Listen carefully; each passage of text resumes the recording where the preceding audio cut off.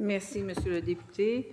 Nous serions maintenant rendus au deuxième groupe d'opposition pour un temps de 17 minutes 45 secondes avec l'échange avec Madame la ministre. Donc, Monsieur le député de Maurice-Richard.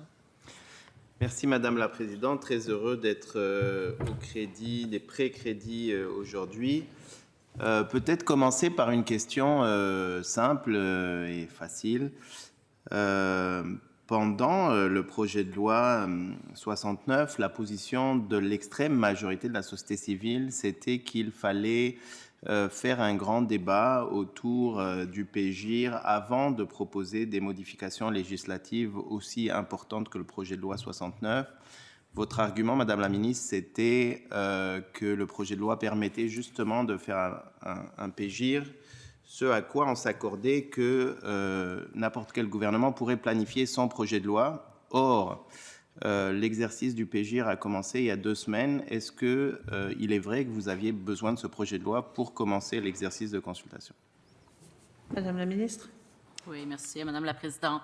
Alors, comme je l'expliquais, le projet de loi 69 nous permet de poser un cadre qui sera en quelque sorte le réceptacle du PGIR.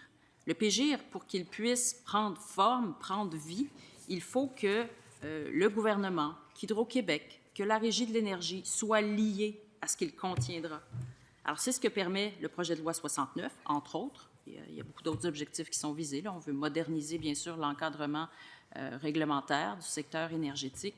Mais à la base, il faut qu'il y ait un lien entre ce qui sera contenu dans le PGIR et les institutions qui devront s'en remettre au PGIR. Alors, c'est ce que permet le projet de loi 69. Et le PGIR, on a commencé les tournées, on a commencé les discussions, mais il faut voir que ça va se poursuivre pour encore la prochaine année. Donc, au terme de cette prochaine année-là, les discussions entourant le PGIR auront été conclues. Merci. Monsieur le député. Merci, Madame la Présidente. Je vous inviterai à me regarder plus souvent parce que Madame la Ministre a tendance à donner des très, très longues réponses et par respect pour le débat démocratique que nous avons, je pense qu'il est important. Vous avez pris 1 minute, je lui ai donné 1 minute. Je veux bien, mais je vous invite... suis équitable avec le temps, je vous rassure, mais je vais vous regarder. Je vous avais entendu et j'attendais le temps de la ministre soit passé. Je suis équitable avec le temps pour tout le monde, C'est très bien et j'espère que vous le serez dans le reste de cet échange. Donc, parlons de la privatisation de l'électricité. Le projet de loi, justement, ouvre la porte un peu plus de place dans le privé qui peut vendre au privé, la limite du 100 mégawatts des barrages qui peuvent, du coup, passer au privé à partir d'Hydro-Québec. Ça fait maintenant 25 ans que nous avons commencé à construire des éoliennes, donc depuis le gouvernement péquiste de la fin des années 90, début des années 2000. On s'en est suivi un gouvernement libéral de M. Charest, puis un gouvernement péquiste, puis un autre libéral, et puis maintenant la CAQ. Et puis, on est 25 ans plus tard, et 100% des éoliennes sont opérées et produites par le privé au jour où on se parle aujourd'hui. Est-ce que vous avez une étude, Madame la Ministre, qui explique que c'était une bonne idée de ne pas faire toutes ces éoliennes-là par Hydro-Québec et pas les opérer par Hydro-Québec? Madame la Ministre. Merci, Madame la Présidente. Alors, j'aimerais rappeler au député de Maurice-Richard que je souhaite simplement prendre le même temps qu'il prend pour poser ses questions. J'ai vu qu'il avait tenté de m'interrompre avant la fin du temps en question, mais je tiens à occuper l'ensemble du temps qui m'est disponible pour répondre à ces questions de manière la plus détaillée possible. Alors, c'est pour ça que j'ai souvent des longues réponses. Alors, pour ce qui est d'Hydro-Québec, j'aimerais rappeler qu'il n'est aucunement question de privatiser Hydro-Québec. Bien au contraire.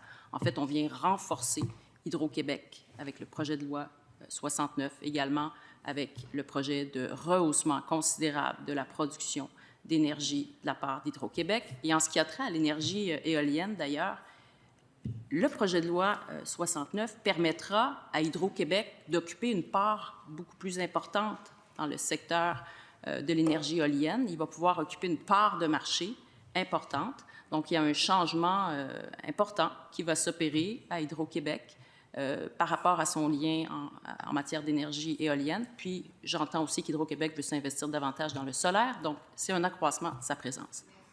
Monsieur le député. Ça fait 25 ans que les éoliennes sont faites par le privé. Est-ce que vous avez une étude, Madame la Ministre, qui dit que c'était une bonne idée de ne pas les faire faire par Hydro-Québec? Madame la ministre. Alors, l'expertise en matière d'éoliennes était présente dans le secteur privé au moment où le développement de l'énergie éolienne s'est opéré au Québec. Donc, il y a eu des appels d'offres ces dernières années de la part d'Hydro-Québec en lien avec l'énergie éolienne et le privé a été mis à contribution. C'est là que se trouvait l'expertise. Maintenant, il y a une volonté chez Hydro-Québec d'accroître son expertise dans le secteur de l'éolienne et c'est ce qui est en train d'être fait. Merci. Monsieur le député. Est-ce que vous avez une étude, Madame la Ministre, qui dit que faire ces éoliennes par le privé depuis 25 ans a rapporté quelque chose à l'État? Madame la ministre. Alors, les partenariats entre le secteur privé et Hydro-Québec, et d'ailleurs avec les communautés également, et je sais que c'est une dimension qui est chère aux députés de Maurice Richard, que d'avoir des ententes, notamment avec les Premières Nations. Elles ont permis de rapporter aux Québécois des retombées importantes. Merci. Monsieur le député. Merci, Madame la Présidente. Je note que la réponse était très longue. C'est oui ou non. Vous avez des recherches qui prouvent que oui, ça rapporte de l'argent à l'État ou pas. Madame la Ministre, un projet qui se fait dans le privé se fait évidemment parce que ça rapporte de l'argent au privé et les dividendes, d'après une étude de l'IREC, ont rapporté à peu près entre 1 milliard et 1,5 milliard dans des chiffres plutôt conservateurs en dividendes au privé.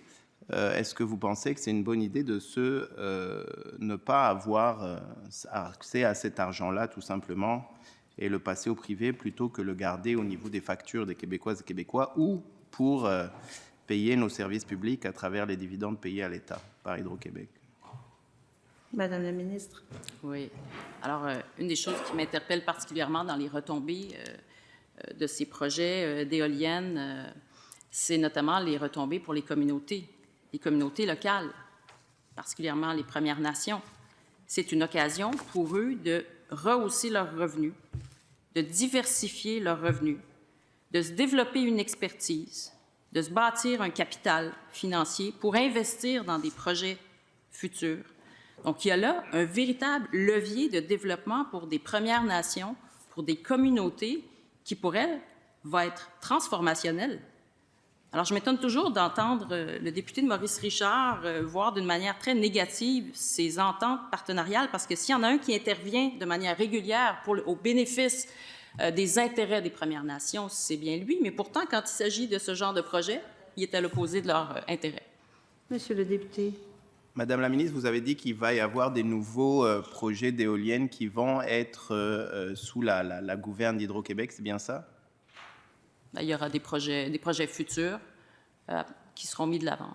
Est-ce que vous voulez dire que dans les projets qui sont gérés par Hydro-Québec, les Premières Nations, les droits des Premières Nations et les revenus qui leur sont dus seront bafoués?